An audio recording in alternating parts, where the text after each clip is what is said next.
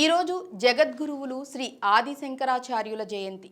ఆర్యమాంబ శివగురువులకు కేరళలోని వృషాచల పర్వతం పైన ఉన్న శివుణ్ణి ప్రార్థించి ఆయన అనుగ్రహంతో పుత్రుణ్ణి పొందారు. పార్వతీదేవి సుబ్రహ్మణ్య స్వామికి ఏ విధంగా జన్మనిచ్చిందో ఆర్యమాంబ శంకరులకి అదే విధంగా జన్మనిచ్చింది అని శంకర విజయం చెబుతోంది. శంకరులు వైశాఖ శుద్ధ పంచమి తిథి నాడు శివుని జన్మ నక్షత్రమైన ఆరుద్రాలో సూర్యుడు, శని, గురుడు, కుజుడు ఉచ్చ స్థితిలో ఉండగా జన్మించారు. ఆది శంకరుల జన్మ సంవత్సరం గురించి కొన్ని భేదాభిప్రాయాలు ఉన్నాయి. శృంగేరి శంకరమఠం ప్రకారం శంకరులు క్రీస్తు శకం 788లో జన్మించారు.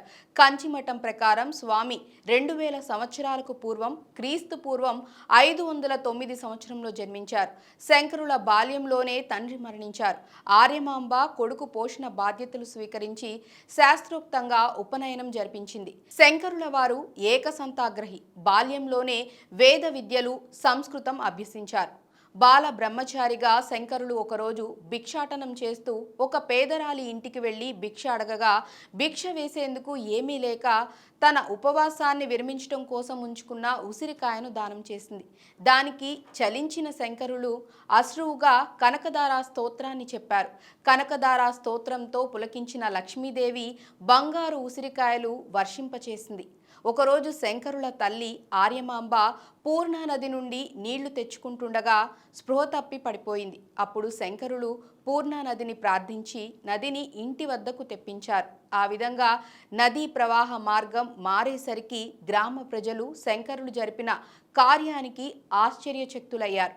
సన్యాసం తీసుకునే సమయం ఆసన్నమవ్వటంతో శంకరులు తల్లి అనుమతి కోరారు.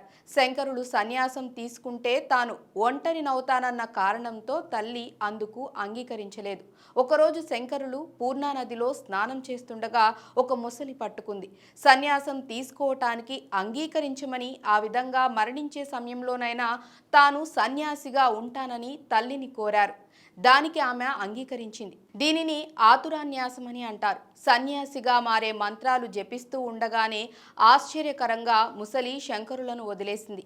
ఆ తరువాత గురువు కోసం అన్వేషిస్తూ ఉత్తర భారత యాత్ర చేసే తలంపుతో తల్లి అనుమతి కోరుతూ ప్రాతకాలం, రాత్రి, సంధ్యా సమయాల్లో ఏ సమయంలోనైనా స్పృహలో ఉన్నప్పుడు, స్పృహలో లేనప్పుడు నన్ను తలుచుకోగానే నీ వద్దకు వస్తాను అని శంకరులు తల్లికి మాట ఇచ్చారు. తల్లి అంతిమ సమయంలో వచ్చి అంతిమ సంస్కారాలు చేస్తానని చెప్పారు. అలా చెప్పి గురోపదేశం తీసుకొని పయనమయ్యారు ఆది శంకరాచార్యులు.